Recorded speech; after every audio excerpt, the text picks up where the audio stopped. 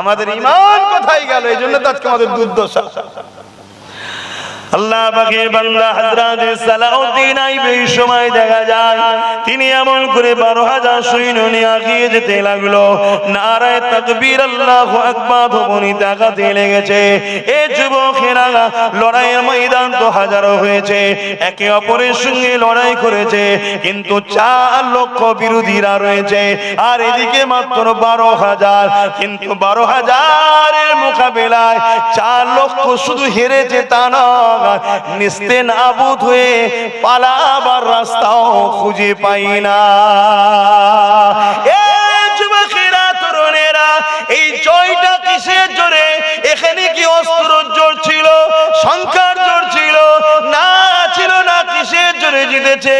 হযরত সালাউদ্দিন আইয়ুবী বলেছে, এ বিশ্বের মানুষেরা, এটা সালাউদ্দিনের কোনো কৃতিত্ব নয়, এই কৃতিত্ব হলো আমিনার লালের উপরে মহব্বত, ভালোবাসা, আদব, যেটাকে বলা হয় ঈমান।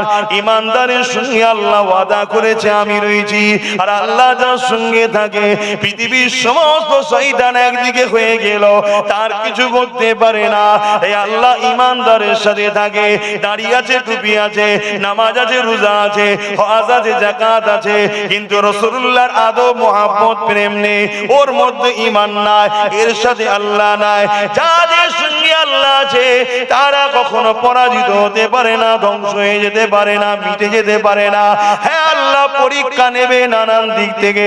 কখনো ঝড় আসবে, ঝড়েতে কাত হয়ে যাবে, কিন্তু ভেঙে যাবে না, আবার উঠে দাঁড়িয়ে যাবে।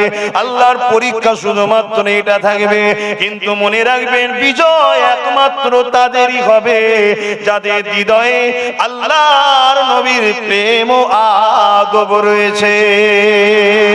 আরো জোরে বলুন সুবহান। এখন ঈমানকে বার করতে হবে, না আমাকে তো হারানো যাবে না, আপনাদের তো হারানো যাবে না। ঈমান বার করতে লাগবে না, লাগবে না? ঈমান বার করবে কে? দাড়িওয়ালা, টুপিওয়ালা, নামাজি, মুসল্লি, মৌলানা, পীর সাহেব ছাড়া যদি সেজে না আসি, আমাদের ঈমান বার করতে পারবে কেউ? এক কথা বলছো না তো?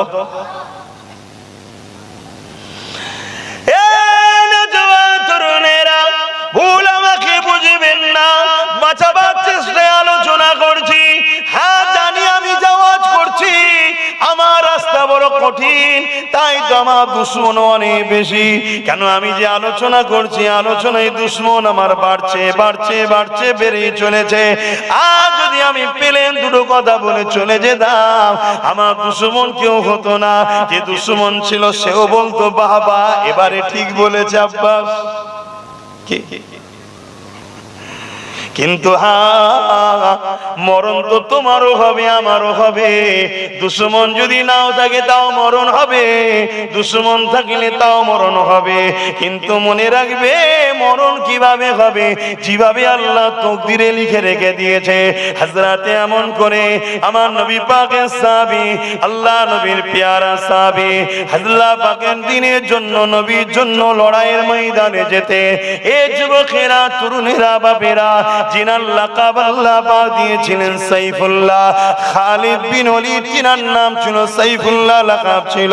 125টা যুদ্ধের ময়দানে গেছে, প্রতিটা যুদ্ধের ময়দানে হযরত খালিদ বিন ওলীদ মনের মধ্যে তামান্না করতে, আল্লাহ আপনি আমাকে শহীদের দরজা দেবে, আমি যেন লড়াইয়ের ময়দানে গিয়ে আল্লাহ আপনার জন্য, নবীর জন্য শহীদ হয়ে যেতে পারি। ওইটুকু ছেলের হাতে দেখুন মোবাইল ধরিয়ে দিয়ে দেখে, সবুজ কালারের চকচকে টুপি পরা। কে ধরেছো? রাব্বাকে বলো, ওর গার্জেনকে। ওইটুকু ছেলের হাতে মোবাইল। ও বড় হলে মা বাপকে সম্মান করবে মনে হয়? ও তো মোবাইলে এখন থেকে দেখছে কিভাবে মা পিটানি চলছে, কিভাবে বাপ পিটানি চলছে। মোবাইল হিসাব নাটক দেখায় না, দেখায় না। ও তো এখন তো ট্রেনিং লিখছে যে বুড়োটা একটু বুড়ো হোক, এখন মারতে গেলে তো উল্টো খেয়ে যাবো, দাঁড়া, হাসবে না। বাস্তব বলছি। আমি দাদা হুজুরা ওলাদ, সম্মান আছে না নাই? কিন্তু আমি যদি বদমাইশি করি এর জন্য আমার দাদা হুজুরের উপরে আঁচ আসবে না আসবে না? আমি জানি তার কোনো ক্ষতি হবে না, কিন্তু মানুষ তুলবে না তুলবে না। তাহলে আপনি ইসলামের অনুসারী, আমি ইসলামের অনুসারী, আমি বদমাইশি করাতে ইসলামের কি যায় আসে না? আমার ক্ষতি হবে, কিন্তু মানুষ আমাকে আপনাকে দেখতে ইসলামের দিকে আগুন তুলছে না তোলে না? তাহলে আমাকে আপনাকে চলতে হবে কিভাবে বুঝতে পারছেন না? কষ্ট হচ্ছে আমার কথায়? তাহলে পরে কোনো জায়গায় এলে আর যাবেন না। আজকে এসে যখন গেছেন মুখ ফিরিয়ে চলে যান না, খারাপ লাগতে পারে, কষ্ট হবে আমার। আজকে কমসে কম বসে যান। আর খুব যদি কষ্ট হয় তাহলে একবার সালাম পড়িয়ে দেবো, চলে যাবেন। বুঝুন আমার আব্বা জানেরা কি হচ্ছে সমাজে। হাত তুলে বলুন দেখি কার সংসারে শান্তি আছে? বলুন যে আমার সংসারে শান্তি আছে। কেন এই অশান্তি? কেন এত অসুবিধে? আমরা না সংসার জীবনে শান্তি, না ব্যবসায়ী জীবনে শান্তি, না পীর মুরিদের লাইফে শান্তি। ওরে বাপ রে, মুরিদ এখন যে ফতোয়া শিখে গেছে পীর সাহেবের ভুল ধরে বেড়াচ্ছে। কি কে শান্তিতে আছে? না রাষ্ট্র জীবনে শান্তি। রাজ্যে তো কাজ নেই, অন্য রাজ্যে যাবে, আমাকে খারাপ নেবেন না, সত্য কথাটা শুনুন, পিটিয়ে মেরে ঘরে পেটে দিচ্ছে, হচ্ছে নয়? ট্রেনে যাবেন নিরাপদ নেই, কখন যাবে 4-5 জন উঠে মেরে ফেলবে, হচ্ছে না? হয় না? তারপরে আবার ঘরে শুয়ে আছেন, হঠাৎ করে শুনলেন নাকি রাস্তায় মারপিট শুয়েছে। কি হয়েছে? কোন ধর্মের লোক কিছু নিয়ে যাচ্ছিল, যে ইট ছুঁড়েছে, কেউ ছড়েনি, সব নিজেদের মধ্যে সেটি। ওইটাকে কেন্দ্র করে পুলিশ নাপিয়ে দেবে মোল্লাপাড়াদের এলাকায়, গড়ে তোলো, হচ্ছে না? তাহলে কোন জায়গাতে তো আমরা শান্তিতে নেই। এর কারণটা কি?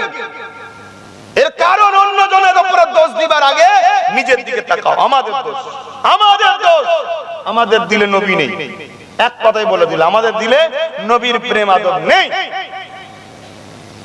আপনি বলবেন কি বলছেন, আমার মহব্বত করি না? মহব্বত কাকে বলে সেটাই তো বোঝেন না, তাই তো বলছেন মহব্বত করি। মহব্বত যদি থাকতো ওই জায়গাটা টাকটুকা পড়ে থাকতো, মাহফিলে দেখুন তো ওই একটুখানি জায়গা দেখুন টাকটুকা পড়ে আছে, চতুর্দিকে যেসব ভাইয়ের এসেছে গোল হয়ে বসে গেছে, ওই জায়গায় টাকটুকা পড়ে গেছে। এটা ছোট্ট নমুনা বলছি।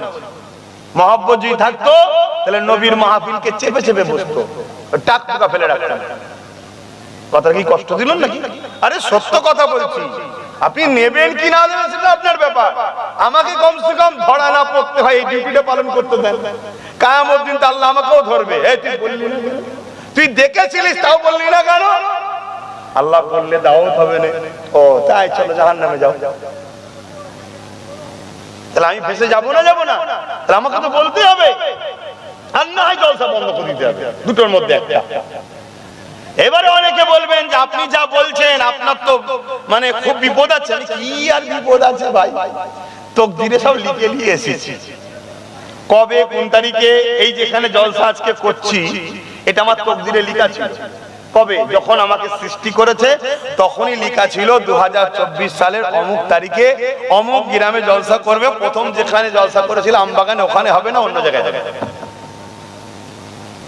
আমার কথাতে আপনারা নিতে পাচ্ছেন কি? বিশ্বাস হচ্ছে কি? হ্যাঁ, এর নাম তো তাকদীর।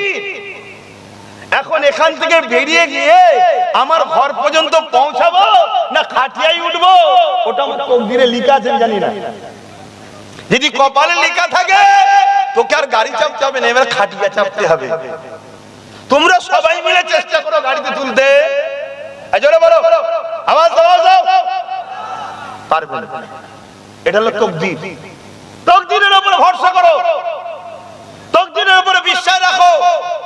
নিজের কোনো ফয়সালা করতে যেও না, নিজের অস্তিত্বের উপাসনা করো না, নিজের খায়েশের উপরে চলো না। তুমি যা কিছু করবে আল্লাহ ও রাসূলকে খুশি করার জন্য করো। মাহফিলে আসবো আল্লাহ ও রাসূলকে খুশি করার জন্য, মাহফিলে যাব না আল্লাহ ও রাসূলকে খুশি করার জন্য। এটা হয় কি? হ্যাঁ হয়, হ্যাঁ হয়, ওই তো বললাম। যে সকল উলামারা দেখবেন, উলামা সে যে আমার নবী পাকের শান মর্যাদা খাটো করছে, আমার নবী পাককে মরা প্রচার করছে, আমার নবী পাক মরে গেছে বলতে লেগেছে, ওই মাহফিলে যেতে নাই। ওখানে গেলে আল্লাহ খুশি হবে না, নবী খুশি হবে না। ওখান থেকে দূরে থাকাটা আল্লাহ ও রাসূলকে খুশি রাখা। কেন? আমার আল্লাহ নবী পাককে শানওয়ালা করেছে, আমার নবী পাক হলো হায়াতুন নবী। এ যুবকেরা, আমার নবী নবী পাক রওজা দাসে এখনো রয়েছে সশরীরে জিন্দা, তিনি রওজা মোবারকে তোমার আমার জন্য কাঁদতেছে। এটা হলো আমার আল্লাহ পাকের কুদরত, এটা নবী পাকের শান। যে নবী পাকের গোলামি করার জন্য শহীদ হয়, ওই শহীদদের দরজা আল্লাহ কোরআনে জানাচ্ছে। এ দুনিয়া মানুষেরা শহীদদেরকে তোমরা মনে করো না, তারা জিন্দা। কেমন জিন্দা তোমরা তা জানো না, কেন তোমাদের মেমোরিটা হলো ছোট। এই ছোট মেমোরিতে অনেক লোড দিলে যেমন হ্যাং হয়ে যায়, তোমাদেরও মাথা খারাপ হয়ে যাবে। আমি আল্লাহ ঘোষণা দিয়ে দিলাম, শহীদরা হলো জিন্দা। শুধু জিন্দা নয়, আল্লাহর পক্ষ থেকে তারা রিজিক কবরে পেয়ে থাকে। শহীদ কাদেরকে বলা হয়? যারা আল্লাহর রাস্তায়, নবীর রাস্তায়, এক কথায় দ্বীন ইসলামের জন্য নিজেকে কুরবান করে দিয়েছে। আমি দ্বীনের পক্ষে, নবীর পক্ষে, আল্লাহর পক্ষে হক কথা বলছি। এই হক কথা বলার জন্য যদি আমাকে দুনিয়ার মানুষ এই হকের পক্ষে থাকার জন্য যদি মেরে দেয়, এই মরণটা যদি আল্লাহ আমার নসিবে দেয়, কতটা না সুন্দর হবে। আমার নসিবে শহীদ লেখা হয়ে যাবে। আর শহীদের মর্যাদা কত বেহিসাব, আল্লাহ পাকের জান্নাতে চলে যাবে।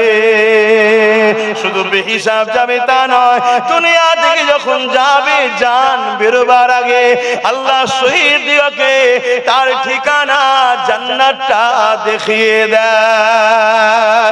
আরো জোরে বলুন সুবহান। শুনছো তো যুবকরা, তোমরা মরবে না?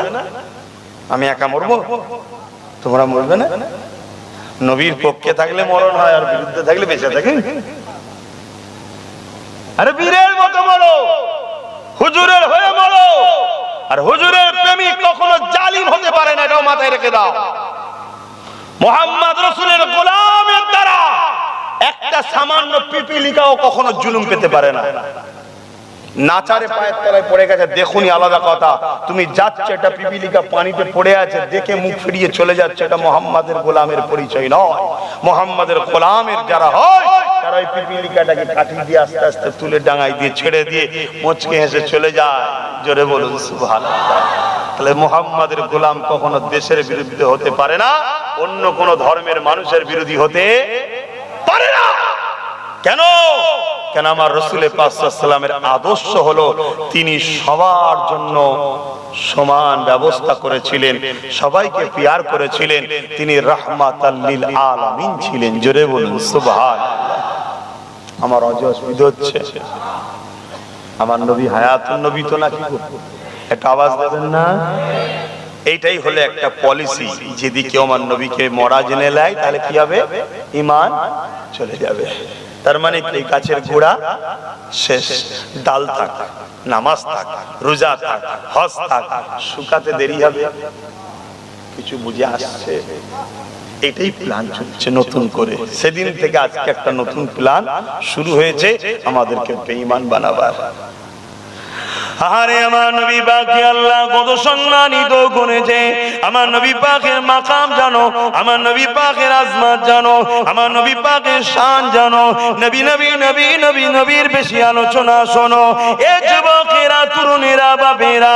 কেননা কিয়ামতের দিনে তো যাবেন, হিসাব পরে হবে। কবরের জমিনে তিনটে প্রশ্ন করা হবে। মান রাব্বুকা, তোমার রবকে? একজন বলল রব্বি আল্লাহ। আল্লাহ কি তাকে ছেড়ে দেবে না? দ্বিতীয় প্রশ্ন করবে, বলবেন তো? যদি আল্লাহ জানলেই পার হওয়া যেত, তাহলে দ্বিতীয় প্রশ্নের কোনো প্রয়োজন ছিল না। আর একজন মানুষকে জিজ্ঞাসা করা হলো মান রাব্বুকা, তোমার রবকে? সে বলছে লা আদরি, জানি না। তাকে কি পিটানি হবে, শাস্তি দেওয়া হবে? এটা বলবেন না, তখন দেওয়া হবে না। দ্বিতীয় প্রশ্নের অপেক্ষা থাকবে। খুব ভালো তাহলে বুঝবেন, আমাকে ভুল বুঝছেন না। সব আম মানুষ, কিন্তু শিখতে হবে তো নাকি? শিকার আগে পর্যন্ত আমি আম মানুষ ছিলাম না, ছিলাম না? শিখেছি তো। কার কাছে শিখেছি? এই তো পাশে তেতুলিয়া মা সাথেও পড়েছি। আমার অনেক উস্তাদ, আল্লাহ তাআলাদের নেক হায়াত দারাজ করুক, বলুন আমিন। আরো অনেক জায়গায় পড়াশোনা করেছি, শিখেছি তো। আমি আপনাদের উস্তাদ না হলো ভাইয়ের মতো, ছেলের মতো শিখাচ্ছি। শিখুন, নবীকে জানুন। কারণ নবী আমাদের জন্য সবথেকে ভাইটাল বিষয়। তার তাই তো আল্লাহ বললেন যে আমি তোমাদের সার আগের থেকেও কাছে আছি। আল্লাহ কোথায় আছে? সার আগের থেকেও কাছে আছে। আর আমার দয়ার নবী নূর নবীকে আল্লাহ কোথায় রেখেছে? জানের থেকেও কাছে। জোরে বলুন সুবহানাল্লাহ। প্রতিটা মুমিনের জানের থেকেও কাছে আমার আল্লাহ আছে, রাসূল আছে। জোরে বলুন সুবহানাল্লাহ। সার কেটে গেলে কিছুক্ষণ হলো তড়পাবে, কিছুক্ষণ হলো বেঁচে থাকে। আর জান বেরিয়ে গেলে কতক্ষণ থাকে? জান বেরোনো মানেই তো চলে গেছে রে বাবা, ঠিক তো নাকি? তাহলে আল্লাহ আমার নবীকে এত কাছে করেছে কেন? উদ্দেশ্যটা কি? উদ্দেশ্য হচ্ছে এটাই, নবী আমাদের ঘরে প্রকৃত মানুষ তৈরি করেই তো নিয়ে যাবে আল্লাহর জান্নাতে। জোরে বলুন সুবহানাল্লাহ। তাহলে আমরা যদি আল্লাহর দিদারে যেতে চাই, জান্নাতে যেতে চাই, তাহলে নবীর কাছে আমাদেরকে যেতে হবে। সেই নবীকে যদি আমরা এমন কেন, আমার নবী বলেছেন আমার ভয় হয় আমার উম্মত শিরক করে ধ্বংস হবে, এ ভয় আমার হয় না। আমার ভয় হয় আমার উম্মত আমাকে কষ্টদায়ক কথা বলবে। আজকে কষ্টদায়ক কথা বলছো না? বলে না। সমাজে এমনও কথা শোনা যায় আল্লাহ নবী নাকি 40 বছর আগে নবী ছিল না। নবুয়ত যেদিন ঘোষণা করেছে সেই দিন থেকে নবী নাকি নবী হয়েছে, তার আগে নাকি নবী ছিল না। তরুণেরা, খেটে খাওয়া কারবারি চাষি সাধারণ মানুষকে যদি এই কথা বলা হয়, সাধারণ মানুষ কি বুঝবে? সে তো আলেম মনে করে ওই খব্বিশের পাল্লায় পড়ে যে ঈমানটা বরবাদ হয়ে যাবে। আরে আমার নবী তো তবে নবী ছিল যখন আদম শফিউল্লাহ পানি কাদার সঙ্গে মিলেছিল। আমার নবী তারও হাজার হাজার বছর আগে নবী ছিল। কেন আল্লাহ কোরআনের মধ্যে বলছে ইয়াসিন ওয়াল কোরআনিল হাকীম ইন্নাকা লামিনাল মুরসালিন। এই ইয়াসিন নামটা হলো আমার নবী পাকে যখন কিছুই ছিল না, আল্লাহ তিনি তিনার নবী মুহাম্মদ রাসূলুল্লাহকে ইয়াসিন বলে ডেকেছে। এ যুবকেরা, তরুণেরা, এই বিষয়ে আরেকটা কথা বলি, শুনে রেখে দেন। হযরত জিবরাইল আলাইহিস সালামকে আল্লাহ নবী একদিন জিজ্ঞাসা করলো, জিবরাইল রে, আপনার বয়সটা কত হয়েছে? হযরত জিবরাইল বলতে লাগলো, ইয়া রাসূলুল্লাহ হাবিবাল্লাহ, আপনি হিসাবটা করে নিন, আপনি মিলিয়ে নিন। হুজুর, আমি একটা ধারণা আপনাকে দিই। কি ধারণা দিয়েছিল? ইয়া রাসূলুল্লাহ হাবিবাল্লাহ, আমাকে যখন আল্লাহ পাক সৃষ্টি করেছিলেন, আল্লাহ পাকের আর ছাড়া আর কিছুই ছিল না। আমি যখন সৃষ্টি হয়ে চোখটা খুলে তাকালাম, আল্লাহ আরশ আজিমের দিকে যখন নজর পড়ল, ওই আল্লাহর আরশের উপরে একটা নূরের চাদর রয়েছে। ওই চাদরেতে একটা নূর দেখতে পেলাম, একটা জ্যোতি দেখতে পেলাম, তারার মতো চমক দেখতে পেলাম। ইয়া রাসূলুল্লাহ হাবিবাল্লাহ, ওই তারাটাকে দেখার পর আমি বড় দিবানা হয়ে গেলাম। ওই তারাটাকে দেখার জন্য বড় পরেশান হতে লাগলাম। ইয়া রাসূলুল্লাহ, অপেক্ষা করতে করতে একদিন, দুদিন, 3 দিন, 1 মাস, 2 মাস, 3 মাস, 100 বছর, 200 বছর, 300 বছর, 1000 বছর, 200,000 বছর, 3000 বছর, 70,000 বছর কেটে গেল। ইয়া রাসূলুল্লাহ হাবিবাল্লাহ, 70,000 বছর পরে তারাটা আবার একবার উদিত দেখতে পেলাম। আরো জোরে বলুন সুবহান। হে যুবকেরা, তরুণেরা, আল্লাহ নবী হযরত জিবরাইল শোনায়, ইয়া রাসূলুল্লাহ হাবিবাল্লাহ, ওই তারাটা আবার দেখার পরে আরো দিবানা হয়ে গেলাম। আবার দেখার জন্য পেরেশান হতে লাগলাম। আবার 70,000 বছর পর আবার উদিত হলো। আবার দেখার জন্য দিবানা হয়ে গেলাম। ইয়া রাসূলুল্লাহ, ইয়া হাবিবাল্লাহ, ওই তারাটাকে আমি 70,000 বছর ছাড়া একবার করে উদিত হতো, ওই নূরটাকে আমি দেখতে পেতাম। ওই নূরের দিবানায় আমি পাগল হয়ে দেখার জন্য অপেক্ষায় থাকতাম। ওই তারাটাকে আমি মোট দেখেছি 72,000 বার। আল্লাহ নবী মুচকে এসে বললেন, জিবরাইল রে, ওই তারাটা হলো নূরে মুহাম্মাদুর রাসূল। আরো জোরে বলুন সুবহান আল্লাহ। এই যে তাকবীর দিয়ে উঠলো কেন? কি বললো? নারায়ে তাকবীর, বুলন্দি কার, আল্লাহু আকবার, যিনি সবথেকে বড়। কেন? আমরা খুশি হলাম যে আমাদের নেতা, আমাদের সরদার, আমাদের শাহিনশাহ, আমাদের বাদশাহ, আমাদের নবী শান এত, আল্লাহু আকবার, আল্লাহ আপনি কত মহান যে এত শানওয়ালা বানিয়েছেন তো আপনি, জোরে বলুন সুবহানাল্লাহ।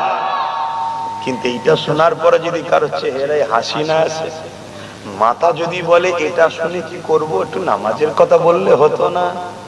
আমি বলবো বাপ, নামাজের কথা তো বলতে হবে, 100 বার বলতে হবে, কিন্তু নামাজের আগে এটা জানো বাবা, কথা কিছু মাথায় ঢুকছে না, ঢুকে আর এটাকে দিলে রেখে নামাজ পড়বে, এক সেজদাতেই জান্নাত পেয়ে যাবে, জোরে বলুন সুবহানাল্লাহ। আর এটা না রেখে 6 থেকে 7 কোটি বছর, ইখতিলাফ 6-7 লক্ষ বছর ইবলিস সেজদা করেছে, জান্নাত পেয়েছে? কথা কিছু মাথায় ঢুকছে? তাই আমার যুবকদের বলি, নামাজ তো পড়তেই হবে, ছাড় নাই। হুজুরের প্রেমিক হবে আর ইচ্ছা করে নামাজ কাজা করবে, এ পাকামু ছাড়া, ভণ্ডমি ছাড়া কি হতে পারে?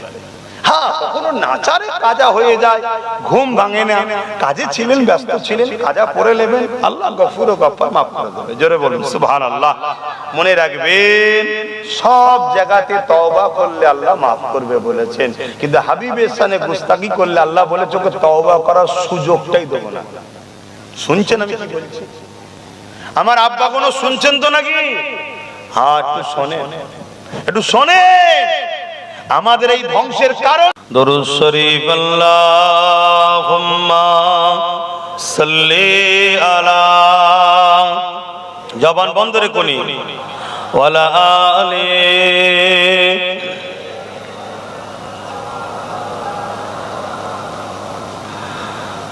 रहमत बरस रही है दरबार मुस्तफा में, रहमत बरस रही है दरबार मुस्तफा में, बिन मांगे मिल रहा दरबार मुस्तफा में, रहमत बरस रही है दरबार मुस्तफा में। उन पर दुरूद हर दम, उन पर सलाम हर दम, उन पर दुरूद हर दम, उन पर सलाम हर दम, हर एक पर रहा है दरबार नबी में, हर एक पर रहा है दरबार नबी में, रहमत बरस रही है दरबार नबी में। अल्लाहुम्मा सल्ली अला,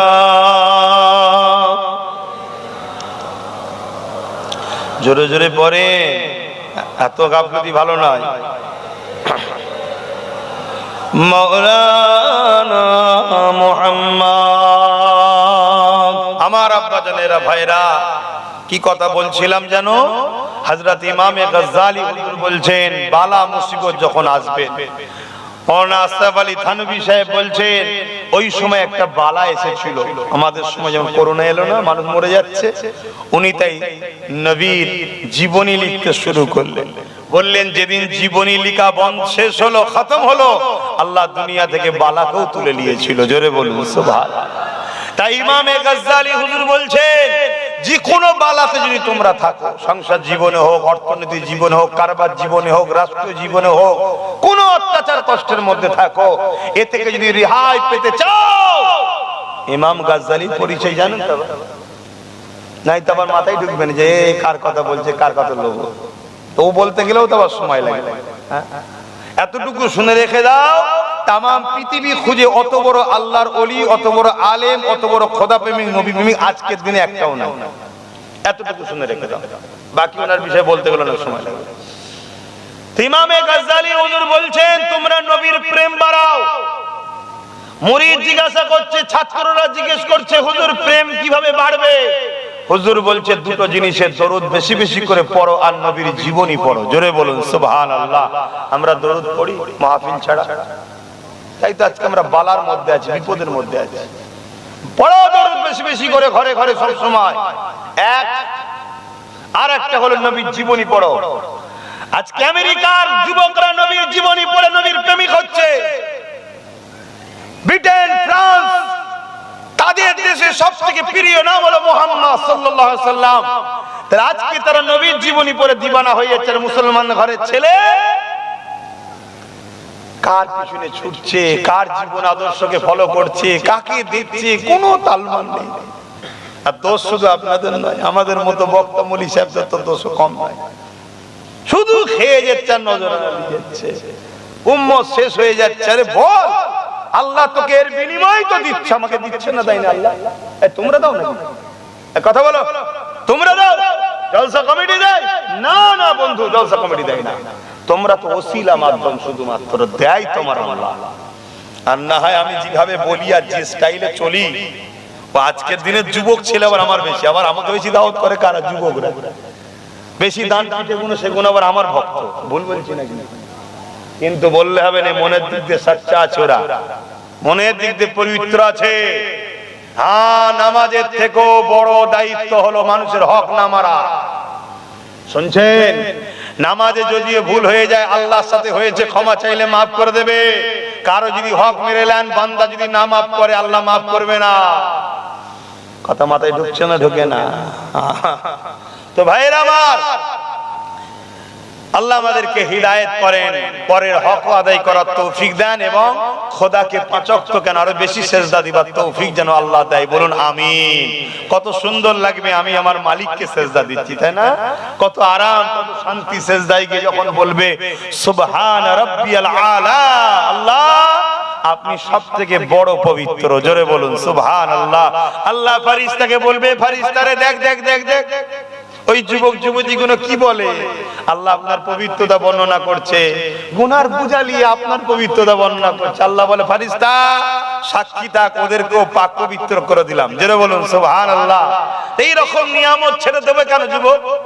কত প্রিয় জিনিস সেজদা দেওয়া, অহংকার দূর করে দিয়ে আল্লাহ বলে ফেরেশতারে দেখ, আমার বান্দা আমার কাছে মাথা নত করছে, চল আমি আল্লাহ ওর মাথাকে দুনিয়ায় আর কারো কাছে নত করাবো না। জোরে বলুন সুবহানাল্লাহ।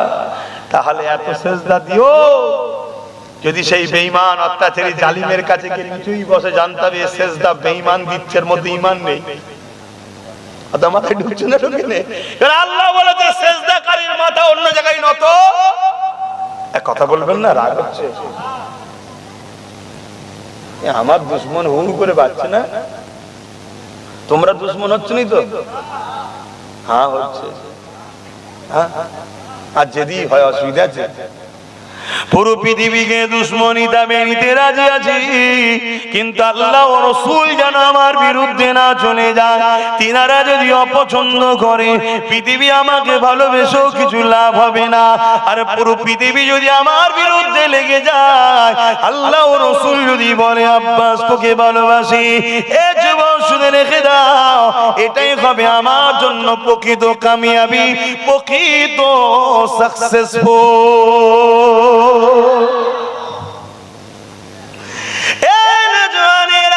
ইমামে গাজ্জালী হুজুরকে জিজ্ঞাসা করা হলো, হুজুর যদি জীবনী পড়তে না পারে তাহলে কি করা হবে?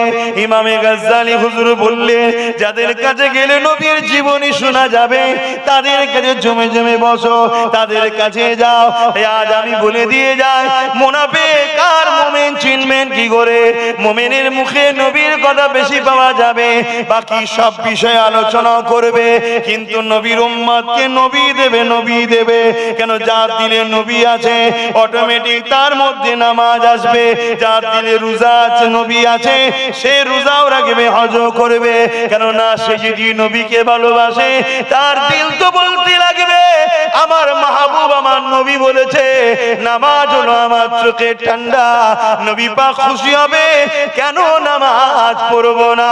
এ যুবকেরা, একজন যুবক এসে আমার নবীর কাছে বায়াত হচ্ছে, ইমানের কলেমা পড়ার জন্য একজন এসেছে, নবী পাককে বলতে লেগেছে ইয়া রাসূলুল্লাহ হাবিবাল্লাহ, আমি আপনার কাছে বায়াত হব, শর্ত হলো আমি 3 ওয়াক্ত নামাজ পড়বো, 5 ওয়াক্ত নয়। ওয়াক্ত শুনছেন তো নাকি? না ঘুমিয়ে বললেন? 3 ওয়াক্ত নামাজ পড়বো, 5 ওয়াক্ত নয়। আল্লাহ নবী কি বললেন? হে বাবা, 5 ওয়াক্ত ফরজ না, 3 ওয়াক্ত পড়বে বললে হয় না? নবী বলছেন আচ্ছা ঠিক আছে, তাই আসো। বলুন সুবহানাল্লাহ। এটা নবীর জন্য বলা মানায়, আমার জন্য তোমার জন্য চলবে না। ওটা উনি শরিয়াত, উনি যা বলবে সেটাই শরিয়াত। কথা বুঝে আসছে? উনি যাকে যদি বলে এই তুই এটা করবি এটি হয়ে যাবে, তুই এটা করবি এটি হয়ে যাবে, এটা ওনার জন্য পাওয়ার ছিল। কথা বুঝে আসছে? তা আমার নবী পাক সাল্লাল্লাহু আলাইহি ওয়াসাল্লাম বললেন ঠিক আছে, তুমি 3 ওয়াক্তই পড়বে, আসো আসো। ও ইসলাম কবুল করলো, নবীর হাত ধরলো।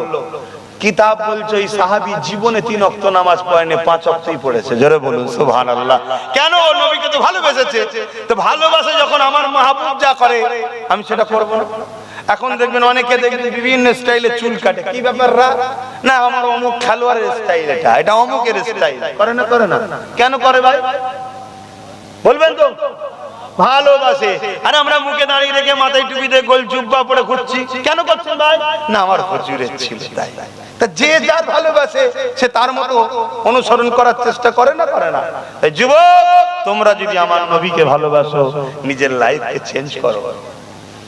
এই কায়নাত তোমার কদমে আসবে, এই দুনিয়া তোমার কদমে আসবে। তুমি টাকার পিছনে ছুটছো, জমি গাড়ি বাড়ি পদের পিছনে ছুটছো, সব তোমার কদমে অটোমেটিক আসবে। তুমি নবীর হয়ে যাও, নবীর যার হয় সবকিছুকে আল্লাহ তার মুখাপেক্ষী করে দেয়। জোরে বলুন সুবহানাল্লাহ। আর যে নবীর হতে পারে না, সব থাকার পরেও নেই। বলুন না ভুল বলছি? মসজিদ বাড়ছে না কমছে? দাড়ি টুপি বাড়ছে না কমছে? টুপি যদি না বাড়তো তাহলে টুপির দোকানগুলো বাড়ছে কেন? বোরখা বাড়ছে না কমছে? আচ্ছা জলসা বাড়ছে না কমছে? আলেম উলামা বাড়ছে না কমছে? মাদ্রাসা বাড়ছে না কমছে? এরপরও এত গজব কেন আমাদের উপরে? খেয়াল করে দেখুন তো, সব আছে, শুধু যে ড্রেন দিয়ে পানি আসে সাগর থেকে, ওই ড্রেনে ময়লা বয়ে গেছে। কিছু বুঝছেন? নবীর থেকে ফয়েজটা আসবে নাকি? আল্লাহ সবকিছু তো নবীকে দিয়েছে, নবীর থেকে তো কায়নাতে আছে, এটা মানেন তো নাকি? আরে বুখারীর হাদিস, আনা কাসিমুন আল্লাহু ইউতি বা আনা কাসিমুন আল্লাহু মুতি। সব কিছুর বানানো মালিক হলো আল্লাহ, আর বন্টন হয় রাসূলুল্লাহ থেকে। জোরে বলুন সুবহানাল্লাহ। দেনে ওয়ালা মওলা খুদা है, বাঁটনে ওয়ালা মুহাম্মদ রাসূল है। বলিয়ে সুবহানাল্লাহ। নবীর দরবার থেকে তো আসবে, বুঝাবার জন্য বলছি। সাগর থেকে নদী খাল বিলেই পানি আসে তো নাকি? খাল বিলও আছে, সাগরও আছে, কিন্তু শুকিয়ে গেছে। কি করো? যে ড্রেন দিয়ে পানি, যে রাস্তা দিয়ে পানি আসে, ওতে ময়লা পড়ে গেছে। তো নবীর থেকে যেটা পাওয়া যায়, ওই মুহাব্বত ও আদবের রাস্তায় ভাটা পড়েছে। তাই আজকে আমাদের সব থাকার পরও শেষ। তার থেকে প্রতিজ্ঞা নেন, যতদিন বাঁচবেন নবীর দিনের রেখে যাওয়া দিনের পাহারাদার হব, নবীর প্রেম ভালোবাসা নিয়ে বাঁচবো। কি অঙ্গীকার করবেন? কথা বলুন, অঙ্গীকার করবেন? যতদিন বাঁচবেন আল্লাহকে সাক্ষী রেখে বলুন, রাসূলুল্লাহর জন্য বাঁচবো, রাসূলুল্লাহর জন্যই মরবো। কারা সাক্ষী দিচ্ছেন হাত তুলে দেখান। লাব্বাইক। আপনারা বলেন ইয়া রাসূলুল্লাহ লাব্বাইক লাব্বাইক লাব্বাইক লাব্বাইক লাব্বাইক। নারায়ে তাকবীর। হুজুর আমরা হাজিরি দিলাম, হাজির আছি আপনার গোলামি করার জন্য। জোরে বলুন সুবহানাল্লাহ। আল্লাহ হাত তো তুলে দিয়েছি, আমরা হাত তো আমরা তুলেছি। আমরা তো তাদের মতো নয় যে হাত তুলতে পারলাম না, আমরা তো হাতটা তুলে দিয়েছি মালিক। কিন্তু আপনার হাবিবের গোলামি করা, আপনার হাবিবের দিনের পাহারাদার হওয়া, চারটিখানি ব্যাপার কি? এক কথা বলেন, চারটিখানি ব্যাপার কি? আল্লাহ উপযুক্ত হওয়ার তৌফিক আপনি খাস করে দান করেন, বলুন আমিন। আরো জোরে বলুন আল্লাহুম্মা আমিন। মুসলমানের ছেলে মেয়েরা, তরুণেরা আমার নবী পাককে পিয়ার করেন, ভালোবাসে, আমার নবী পাকের আদর সম্মানে দিয়ে খেয়াল করেন। আর সমাজের মধ্যে এমন মুনাফিক বেরিয়ে গেছে যারা আমার নবী পাকের ইলমে গায়েব নিয়ে প্রশ্ন করে। আমার নবী পাক জানে না এমনও বলে বেড়ায়। কেউ কেউ বলে আমার রাসূল নাকি দিয়ালের পিছনে খবর জানে না। কেউ কেউ নবী পাক সাল্লাল্লাহু আল্লাহ দিদারে গেছে অস্বীকার করছে। এ যুবকেরা, তরুণেরা, বাপেরা, এদের সবার লক্ষ্য একটা, আমাদেরকে এই কথাগুলো শিখিয়ে বেঈমান বানাবে। এমনও কথা শোনা যায় আল্লাহ নবী নাকি লিখতে জানতেন না, আল্লাহ নবী নাকি পড়তে জানতেন না, আল্লাহ নবী নাকি অক্ষর জ্ঞান ছিল না। নাউযুবিল্লাহ মিন জালিক। এই আকীদা যখন আমাদেরকে শিখিয়ে দেবে, এর মানে হলো আমাদেরকে বেঈমান করে দেয়া হলো। কেন নবীর শানে এটা অপমান সূচক কথা বলা। কেন নবী পাক লিখতে জানতেন, নবী পাক পড়তে জানতেন, নবী পাকের অক্ষর জ্ঞান ছিল, কিন্তু আমার নবী লিখতেন না। কেন লিখতেন না? এর অনেক কারণ রয়েছে, সংক্ষেপে দুটো বলে যায়। প্রথম নম্বর কারণ হলো লিখতে তাকে হয় যে ভুলে যায়, ভুলে যায়। লিখতে তাকে হয় না যে ভুলে না। পৃথিবীতে সবাইকে লিখতে হয়, কেন সবাই ভুলে যায়, সবাই ভুলে যায়। কিন্তু আমার আল্লাহ কোরআনে জানিয়ে দিলেন, হাবিব আমি আপনাকে এমন শিক্ষা দেবো যেটা আপনি ভুলে যাবেন না। এই জন্য আমার নবী লিখার প্রয়োজন হতো না। কেন যেটা ভুলে যায় ওটাকে লিখে রাখতে হয়, ভুলে গেলে দেখে নেবে। কিন্তু আমার নবী ভুলতেন না, তাই লিখার প্রয়োজন হয় না। আর একটা কারণে নবী পাককে লিখতে আল্লাহ নিষেধ করে রেখেছিলেন। ওই কারণটা হলো এটাই,